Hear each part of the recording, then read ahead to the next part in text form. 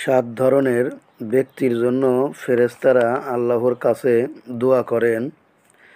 ১ নম্বর হচ্ছে ওযু অবস্থায় ঘুমানো ব্যক্তি।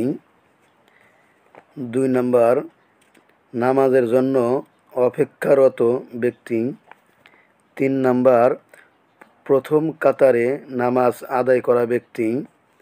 ৪ নম্বর রাসূল সাল্লাল্লাহু আলাইহি সাল্লামের প্রতি দুরূদ পাঠ করা ব্যক্তি।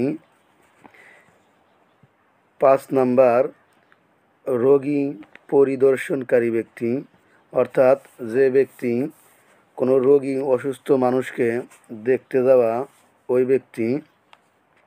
৬ নম্বর মুসলিম ভাইদের জন্য দোয়া করা ব্যক্তি, যে ব্যক্তি সকল মুসলিম ভাইদের ভালোর জন্যে কল্যাণের জন্যে দোয়া করে সেই ব্যক্তি। ৭ নম্বর কল্যাণের পথে দানকারী ব্যক্তি, যে ব্যক্তি কল্যাণে মুসলমানদের ভালোর জন্যে দান করে সেই ব্যক্তি। যদি ভিডিওটি ভালো লেগে থাকে লাইক, কমেন্ট এবং সাবস্ক্রাইব করবেন। আসসালামু আলাইকুম।